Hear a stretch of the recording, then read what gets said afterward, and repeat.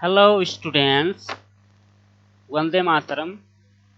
इस वीडियो में हम आज क्लास 4 से इंग्लिश सब्जेक्ट के lesson 11 Manish and the baby bird नाम के इस चैप्टर को पढ़ेंगे और मैं इसको हिंदी में ट्रांसलेट करके आप सभी को समझाने वाला हूँ। तो चलिए प्रारंभ करते हैं। तो सबसे पहले हमें ऊपर में लिखा हुआ मिलता है लेसन 11 मतलब पाठ 11, Manish and the baby bird. Manish एक लड़के का नाम है, एंड मतलब और, द बेबी बर्ड मतलब एक छोटी चिड़िया या फिर चिड़िया की बच्ची। Manish and the baby bird, Manish और एक बच्ची चिड़िया या फिर छोटी चिड़िया। तो एक चिड़िया और मनीष एक लड़का है, उसके बारे में यह कहानी है। इस कहानी को हम पढ़ेंगे और इसमें हमें किन किन कार्यों को करने या फिर किन कार्यों को ना करने के बारे में क्या क्या सीख मिलेगी उसे भी हम समझेंगे। तो चलिए आगे बढ़ते हैं। सबसे पहले यहाँ पे बताया गया है मनीष के बारे में कुछ जानकारी दी गई है और कैसे क्या क्या घटनाएं होती हैं उन्हें यहाँ पे बताया गया है। सबसे पहले लिखा हुआ है मनीष वाज 8 years old, अर्थात मनीष 8 साल का था या फिर मनीष की आयु 8 वर्ष की थी। मनीष 8 वर्ष का था। 8 मतलब 8, ईयर्स मतलब साल या फिर वर्ष, ओल्ड मतलब उतने वर्ष का था, ऐसा ईयर्स ओल्ड लिखा हुआ रहता है। ओल्ड मतलब पुराना भी होता है, ओल्ड मतलब बूढ़ा भी होता है, लेकिन यहाँ पे ओल्ड मतलब कितने ईयर्स का हुआ है तो उसको ओल्ड वर्ड से डिस्क्राइब करते हैं। ठीक है। वाज मतलब था। Manish was 8 years old, Manish 8 वर्ष का था। He went to school every day. He went to school every day. वह प्रतिदिन स्कूल जाता था। वह प्रतिदिन स्कूल जाता था। वेंट मतलब जाना, स्कूल मतलब विद्यालय, स्कूल, एवरीडे मतलब प्रतिदिन, ही मतलब वह। तो वह प्रतिदिन स्कूल जाता था। वन डे एक दिन, on his way back home, उसके घर वापस आने के रास्ते में, हिज मतलब उसके, वे बैक होम मतलब घर वापस आने का रास्ता। ठीक है। ऑन, उसके घर वापस आने के रास्ते पर, ही स्टॉप्ड, वह रुका, नियर अ ट्री, एक पेड़ के पास। नियर मतलब पास, ट्री मतलब पेड़। ठीक है। टू टेक सम रेस्ट, तो थोड़ा आराम लेने के लिए या फिर आराम करने के लिए रुका। He stopped near a tree to take some rest. One day on his way back home, he stopped near a tree to take some rest. एक दिन उसके घर वापस आने के रास्ते में वह एक पेड़ के पास आराम करने के लिए रुका। देयर मतलब वहां, ही सॉ उसने देखा, अ बेबी बर्ड एक बच्ची चिड़िया या फिर छोटी चिड़िया, अंडर अ ट्री एक पेड़ के नीचे। There he saw a baby bird under a tree, वहां उसने एक छोटी चिड़िया को पेड़ के नीचे देखा, एक पेड़ के नीचे देखा। इट वॉज वेरी स्मॉल, यह बहुत छोटी थी। एंड अनेबल टू फ्लाई, और उड़ने में असक्षम थी। एबल मतलब सक्षम, अनेबल मतलब असक्षम या फिर असमर्थ। ठीक है। It was making a strange sound, और यह एक अजीब सा आवाज बना रही थी। अजीब सी आवाज बना रही थी। मेकिंग मतलब बनाना होता है, तो अजीब सी आवाज निकाल रही थी या फिर अजीब सी आवाज बना रही थी, यहाँ पे बोल सकते हैं। स्ट्रेंज मतलब अजीब, साउंड मतलब आवाज, मेकिंग मतलब बनाना, वाज मतलब था या थी, इट मतलब यह। Perhaps it was crying, perhaps मतलब शायद, इट वाज क्राइंग यह रो रही थी, शायद वह रो रही थी, यहाँ पे ऐसा कहा गया है। Manish was very kind and helpful. Manish was very kind and helpful. तो यहाँ पे दो वर्ड्स के मीनिंग आप लोग को जानने हैं। काइंड मतलब होता है दयालु, जो दूसरों पर दया करता है ऐसा, और दूसरों की मुश्किलों में उनकी सहायता करने वाला। हेल्पफुल मतलब सहायता करने वाला या फिर मददगार, ठीक है, मदद करने वाला। तो मनीष एक दयालु और मददगार या फिर सहायता करने वाला लड़का था। सो ही थॉट, तो उसने सोचा, थॉट मतलब सोचना, to help the baby bird, तो उसने बेबी बर्ड के हेल्प करने के बारे में सोचा। तो उसने जो बच्ची चिड़िया थी, छोटी चिड़िया थी, उसका हेल्प करने के बारे में सोचा। He looked up and saw a nest on the tree. He looked up, उसने ऊपर देखा, and saw, उसने ऊपर की ओर देखा और एक घोंसला देखा। यहाँ पर ऑन द ट्री, पेड़ पर उसने एक घोंसला देखा। उसने ऊपर की ओर देखा, तब पेड़ पर उसने एक घोंसला देखा। Two little birds were playing in it. Two little birds. Two मतलब दो, little मतलब छोटी, birds मतलब चिड़िया, were playing in it. दो छोटी चिड़िया उसमें खेल रही थी। किसमें खेल रही थी? जो नेस्ट था, घोंसला था, ऑन द ट्री मतलब पेड़ पर जो घोंसला था उसमें दो छोटी चिड़िया खेल रही थी। Manish picked up the baby bird. picked up मतलब उठाना होता है, ठीक है। the baby bird, मनीष ने जो बेबी बर्ड है, छोटी चिड़िया है, उसको उठाया। and climbed up, और चढ़ा, और ऊपर चढ़ा। कहाँ चढ़ा? on the tree, और पेड़ पर चढ़ा। Manish picked up the baby bird and climbed up on the tree. Manish ने बेबी बर्ड को उठाया और पेड़ पर चढ़ा। He carefully put the baby bird, carefully मतलब सावधानी पूर्वक, उसने सावधानी पूर्वक बेबी बर्ड को रखा। पुट मतलब रखना, बेबी बर्ड छोटी चिड़िया, उसने छोटी चिड़िया को सावधानी पूर्वक रखा। कहाँ रखा? बैक इन इट्स नेस्ट, उस बैक मतलब वापस, इन इट्स नेस्ट मतलब उसके घोंसले में।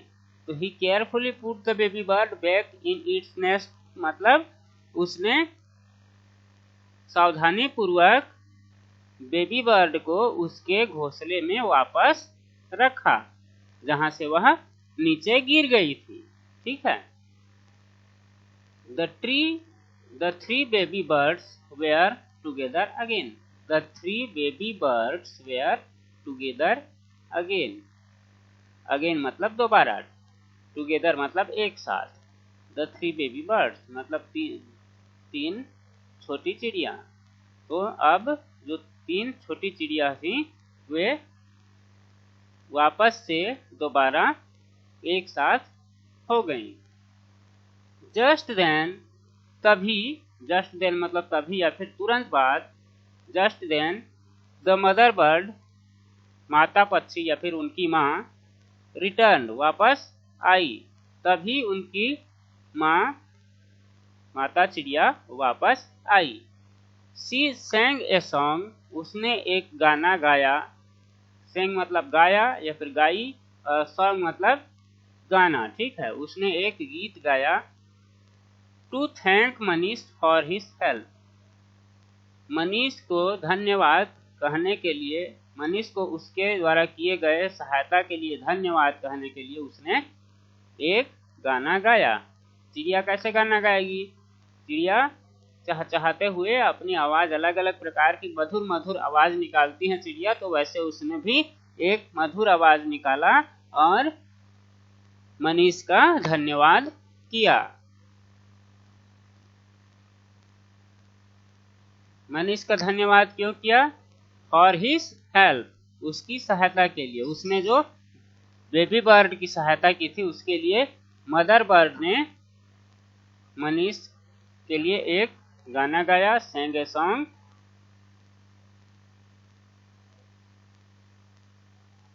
और फिर सब माता पक्षी और तीनों उसके बच्चे एक साथ घोंसले में बैठ गए। तब मनीष क्या करता है, Manish waved to the birds, wave मतलब लहर भी होता है, वेव मतलब हाथ को हिलाना भी होता है। किसी को हम बाय करते हैं तो हाथ को हिलाते हैं, आप लोगों को पता होगा। तो उसी प्रकार से हाथ को हिलाना वेव करना होता है। तो वेव्ड मतलब हाथ हिलाया। मनीष वेव्ड, मनीष ने हाथ हिलाया, टू द बर्ड्स, पक्षियों के लिए हाथ हिलाया या फिर पक्षियों को बाय कहा।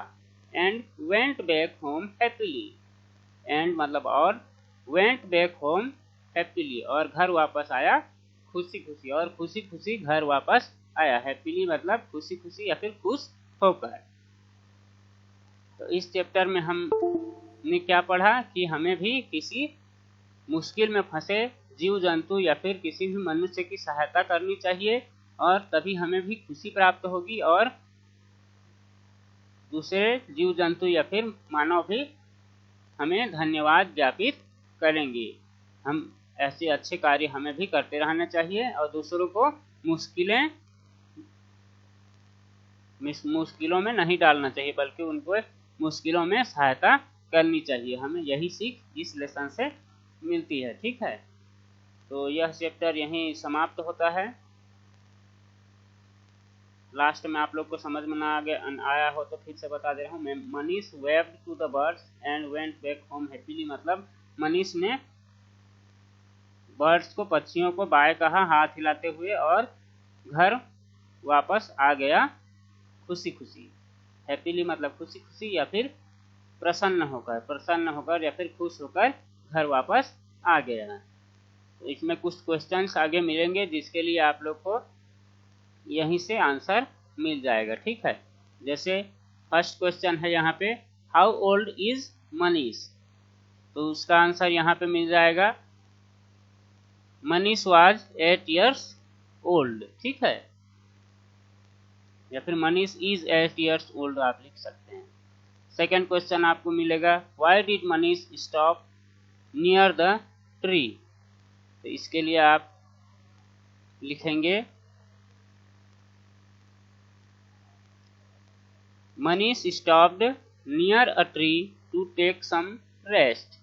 ही की जगह में आप यहाँ पे मनीष लिख देंगे, और यहाँ से यहाँ तक आप लिख सकते हैं। ठीक है, ये वाली लाइन और यहाँ से यहाँ, लेकिन ही की जगह में आप मनीष लिखेंगे। तो Manish stopped near a tree to take some rest, second answer हो जाएगा। What did Manish see under the tree, तो यहाँ पे आप लोग को मिलेगा, क्या देखता है, मनीष सा अ baby bird under a tree, इसको आप उसके आंसर में लिखेंगे। अब नेक्स्ट है, why did Manish help the baby bird, तो इसके आंसर में आप लिखेंगे,